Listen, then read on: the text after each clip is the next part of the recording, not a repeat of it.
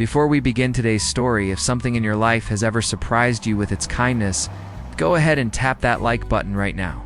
Drop a comment below telling us what country you are listening from tonight. Excuse me, sir? We have What is listeners it, kid? joining us from all around the world, someone. and we love Who's knowing that? where our My family uncle. is. He rides with the Thank you so club. much for being Right, here. We'll help. Now settle in, This is for you. take a slow Thank you breath, for helping me. For me? and let this story Let's see find here. you. There I are drew it moments in life myself. that stop you This is completely, incredible. not Thank you, the big Jackson. dramatic Means a moments lot.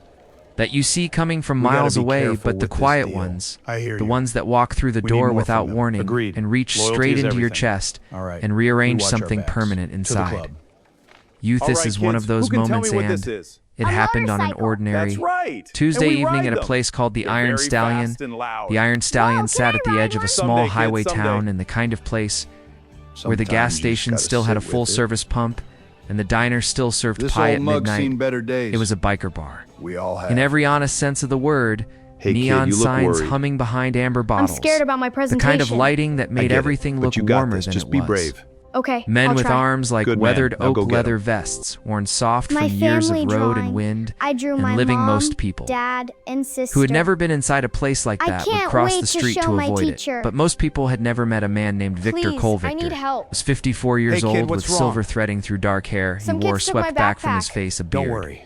We're here that now. had gone fully gray we at got the your chin, back. a cross on a chain that had It's not okay. left his neck I'm since here his now. mother placed it. I was so scared. There 30 years ago, I know, buddy. he had You're arms safe. that told the story of We're a all hard here for life you. lived without Thank apology you. and eyes that told the story of a man who had learned somewhere along the way that hard and mean were two very different things. He was sitting at the far end of the bar that Tuesday evening, nursing a cup of coffee, not a drink, Let me tell you something running about his life. thumb along the handle the way a What man is it? does when It's about learning his mind from is somewhere else mistakes. entirely. That like was when when I the door fail a opened. test? The boy who walked You in get was back no up. more Okay. than 9 years old, Ready small for the his open age. road?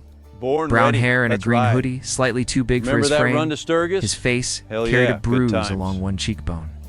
Not fresh, but not entirely faded either. The kind that told its own quiet story. He stood in the doorway of the Iron Stallion, holding a piece of paper against his chest and looking around the room with wide, careful eyes. The bar went still the way rooms do when something unexpected walks in. Victor noticed the boy immediately. He turned on his stool slowly and said nothing yet. Just watched the boy scan the room, then his eyes landed on Victor and something in the boy's expression shifted. He walked across the bar floor, which felt enormous for a child that size, and stopped about 3 feet away. Then he held out the paper. Victor leaned forward and took it. Gently, it was a school project, a hand-drawn cover sheet with crayon figures of children in a house and what appeared to be a sun, with a lopsided smile across the top. The name on the paper was written in careful, uneven letters: Roosevelt, Elin Catton. The title of the project in large printed letters read, CARDAI, Die Wive Gitter. Looked at the paper, then he looked at the boy. The boy said very quietly, "Sir, would you be my dad for one day?" The bar did not laugh. Not a single man in that room laughed. Victor set the paper down gently on the bar, and he looked at this child for a long moment. The way a man looks when he is measuring something important, he said, "Tell me about this Roosevelt hand." The boy, who had clearly practiced being brave, took one careful breath and explained career day was in 2 days. Every student had to bring a parent or a family member to school to talk about their work, what they did, what they had learned, what they wanted to pass on. The children who had no one to bring were given a note to take home, and the note was already in his backpack, folded 4 times. Because he had read it 4 times, trying to figure out what to do, his mother worked nights at the hospital laundry. She had tried to arrange the day off, but the scheduling would not allow it. His father was not in the picture. Victor understood without the boy having to go further into that part of the story. Roosevelt said he had walked past the Iron Stallion before on his way home from school. He had always been a little afraid of it, but it had the most motorcycles out front of any place in town, and one of the boys in his class had a dad who rode motorcycles, and all the kids thought that was the greatest thing there. Wasn't Roosevelt? Elin Catton, 9 years old, with a fading bruise on his cheek, had decided that if he was going to ask anyone, he was going to ask someone real, not pretend. Not someone who would just feel sorry for him, someone who might actually have something worth saying. Victor sat with all of that for a moment. Then he turned to the men behind him. 2 of them were already watching closely. Garrett, who was 58 with long gray hair, past his shoulders and tattooed arms crossed over his chest, and beside him, a quieter man named Dennis, who was 62 and had the steady kind of eyes that belonged to someone who had been through enough to stop being startled by life. Victor looked at them. Garrett raised one eye. Brow Dennis nodded once. Slowly Victor turned back to Roosevelt. He said, "What time does school start?" They showed up the next morning, not just Victor, all three of them. Victor, in his cleanest denim jacket, Garrett, who had combed his hair back and wore a collared shirt under his vest, Dennis, who arrived with a small American flag pin on his lapel that he had dug out of a box he had not opened. In 15 years, they signed in at the front office like men who had done important things their whole lives, which in many ways they had. Roosevelt was standing in the hallway outside his classroom, and when he saw them coming, his face did something that none of the three men were entirely prepared for. It was not relief exactly, it was recognition. Like he had hoped for something, and the world had actually delivered it. They sat at tiny chairs with their knees up near their chins, and they talked. To those children, Victor talked about the road, about what it teaches you when there is nothing between you and the weather and the miles except your own attention. He talked about respecting your machine.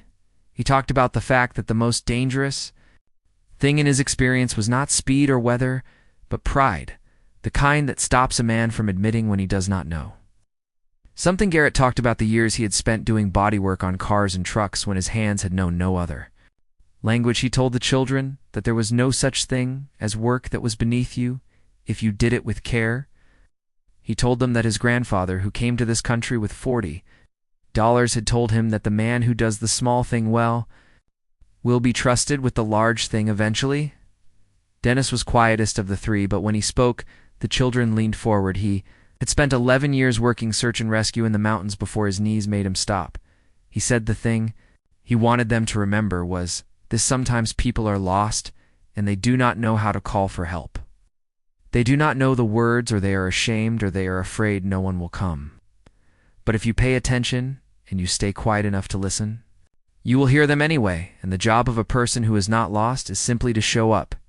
He looked at Roosevelt when he said it, not in a way that embarrassed the boyin, a way that told him he had been hurt. After the presentation was over and the teacher was gathering papers, Roosevelt walked out to the hallway with the three men. He was holding his career day project against his chest again, the way he had held it walking into the Iron Stallion the evening before. He looked up at Victor. He said, "Thank you, Sir." Victor crouched down to eye level the way a man does when he wants to make sure something lands properly. Said Roosevelt, "I am going to tell you something, and I want you to remember it when you are grown and the world has had a few swings." At youth boy waited, Victor said, walking into a room full of strangers and asking for what you needed. That took more courage than most grown men ever find.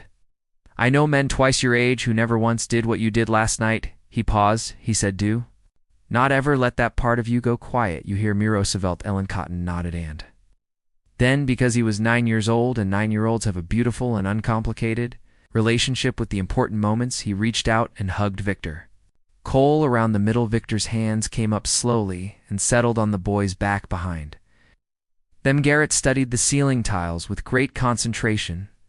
Dennis looked at his shoes. Nobody said anything for a moment, and that hallway that smelled of chalk dust and industrial cleaner and the particular honest air of a school on a Wednesday morning. Three men who the world had written a certain story about stood with a boy who had not yet learned to accept the story the world wrote about. A man, something passed between them that none of the four could have named exactly, but that all of them would carry that evening. Victor's phone buzzed with a number he did not recognize. A woman's voice, tired but warm, said she was Roosevelt's mother. She said she did not know how to thank him. She said Roosevelt had come home and told her every word. Victor said, "Ma'am, your son did not need much from us. He mostly just needed someone to show up." She was quiet for a moment, then she said, "That was more then. You know, there are people who will tell you that the world is hard and cold and that the spaces between strangers are too wide to cross. They are not entirely wrong, but they are not entirely right either, because on a Tuesday night in a town most people drive past without slowing a 9-year-old boy walked into a biker bar and asked for something real, and three men who had lived long enough to know what actually mattered said yes.